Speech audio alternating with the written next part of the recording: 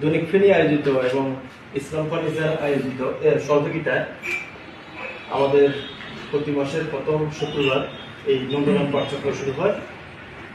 আজকে আমরা তৃতীয় পর্বে যে আয়োজনটি সাজিয়েছি সেটা হচ্ছে জন্ম আয়োজন। কবি গল্পকার সম্পাদক দেওয়াবত সেনের 50তম পূর্ণ হয়েছে বলে আমরা আনন্দিত। এই জন্য যে একজন সৃষ্টিশীল মানুষ যখন 50 বছর পা রাখে সেটা আসলে সমাজ রাষ্ট্রই সবচেয়ে বেশি উপকৃত হয়, কারণ বেশি আমাদের সৃষ্টিশীলরা বেশি দিন এমনিতেই বাঁচা। খ্যাতিমান কবি হাফিজ রশিদ খান উপস্থিত আছেন, উবাইদ মজুমদার এবং মারুফা আক্তার, শিক্ষক নুরুল করিম। নুরুল করিম ছিল আমাদের আজকের যাকে নিয়ে আয়োজন অনুষ্ঠান। দেওয়াবত সেন দাদার ছোটবেলার বন্ধু, একই সাথে তারা বড় হয়েছেন। তার কাছে আমরা শুনতে হচ্ছে ছোটবেলার কথা। একই সঙ্গে আমাদের আপনারা যারা উপস্থিত আছেন সবাই যার যার মনে করে আপনারা বলবেন, কেউ কবিতা পাঠ করবেন। আমি দেওয়াবত সেন দাদার ছোট করে প্রথম যাই ওনার পরিচিতিটা আপনাদের সামনে পাঠ করছি বা পরিচিতিটা তুলে ধরার চেষ্টা করতেছি।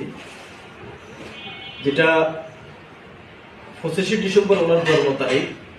25 ডিসেম্বর মানে পৃথিবীব্যাপী একটা বড় একটা তারিখ সেটা ছিল আমার বৌদ্ধ ধর্মদের যে বড়দিন মানে ক্রিসমাস ডে। তো এই আসলে বিশেষ দিনগুলোতে জন্ম নেওয়া এটা হলো একটা সৌভাগ্য। আমি যখন কাজটা করতেছি ওটাও আমার মাথায় আছে যে আসলে এই দিনে আকিস হলো না কেন। তার মানে এটা আসলে একটা যে ভালোবাসাটা, প্রকৃতির যে একটা ভালোবাসা মিলিয়ে দিছে। তো সবকিছু মিলে আমরা আনন্দিত এই জন্য ওই দিন ওনার জন্মদিন এবং কি নন্দকাননের বৃহস্পতিবারের তারিখটা ফলে সবকিছু কেমন জানি মিলে গেছে। কাজটা করতে অনেক বেশি আমাকে নানাভাবে সহায়তা করেছে প্রকৃতিও। তারিখটা একেবারে মিলে যখন গিয়েছে, এবং কারণ আমি অসংখ্য নন্দকাননে যখন কাজ করি বিশ্বভিত্তিক কাজগুলোর কথা বলতেছি, সেগুলো আসলে তারিখ অনুসারে মিলে না, আমাকে মিলিয়ে নিতে হয়। যেমন সূচিতে অথবা ছোট করে সম্পাদনা 2 লাইন লিখে দিতে হয়, অমুক দিন অমুকের জন্মদিন বা মৃত্যুদিন আজ, তার স্মরণে এই সংখ্যাটা। কারণ আমাদের ওই যে সংখ্যাটা তারিখ এবং সময়টা ঠিক দেখতে হয়।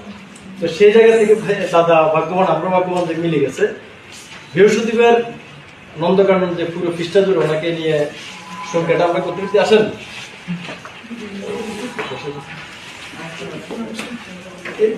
স্যার এখানে বসে, এখানে আপনি এখানে বসেন, তোমরা এদের একটু বসে যাও। এখানে টেবিল আছে ভিতর দিকটা লাগবে। তো যাই হোক, কেমন আসছেন? তারিখটা মিলে গেছে। তো আমরা ওই দিনের যে সংখ্যাটা আমরা করার চেষ্টা করেছি। সেখানে দেখেছেন নিবেদিত কবিতা লিখেছেন আমাদের উবাইদ মজুমদার ভাইয়া, এবং কি নিবেদিত কবিতা লিখেছেন ত্রিপুরা থেকে সঞ্জীব দে। একই সঙ্গে ওনাকে মূল্যায়ন করেছেন আমাদের হাফিজ রশিদ খান ভাইয়া, আর আমাদের মারুফ আক্তারও ওনার বই নিয়ে আলোচনা করেছেন, খুব দারুণ একটা লেখা।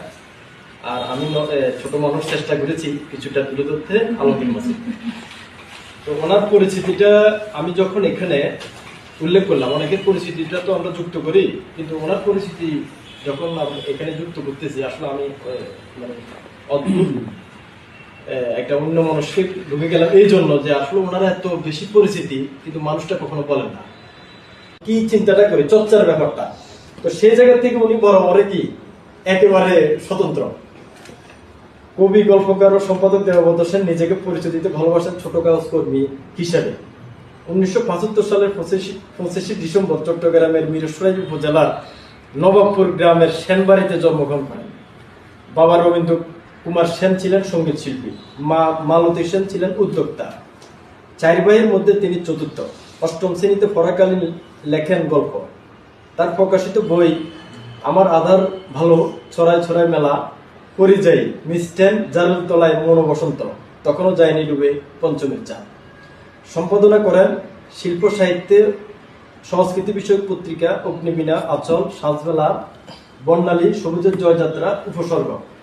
দেওয়াবত সেন 1991 সালে সরকারহাট NR উচ্চ বিদ্যালয় থেকে SSC-তে প্রথম বিভাগ, 1993 সালে নিজামপুর কলেজ থেকে ACC-তে প্রথম বিভাগ অর্জন, চট্টগ্রাম বিশ্ববিদ্যালয় থেকে ব্যবসায় প্রশাসনে স্নাতক ও স্নাতকোত্তর সম্পূর্ণ করে তিনি ইংল্যান্ডের অক্সফোর্ড ব্রক্স বিশ্ববিদ্যালয় থেকে উচ্চশিক্ষা গ্রহণ করেন।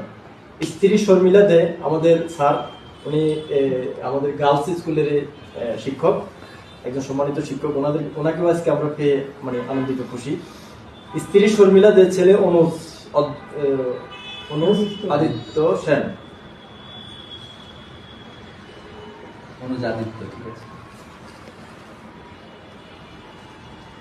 অনুজ আদিত্য সেন, কন্যা অনন্দিতা সেনকে নিয়ে তার সংসার যাপন। মহান এই শিল্প পুরুষ বর্তমানে চট্টগ্রামে ইউসি ব্যাংকে কর্মরত। এটা হচ্ছে হলো তার সংক্ষিপ্ত পরিচয়।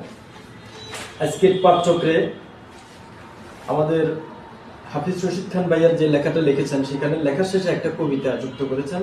শিরোনাম ছিল ওই লেখার লিটল ম্যাক যোদ্ধা। ফেরা ফেরা কবিতাটি পাঠ করবেন হচ্ছে আমাদের নামটা কি? সৈকত হোসেন সৌরভ। সৈকত হোসেন সৌরভ। সে তার কাছে আমরা কবিতাটি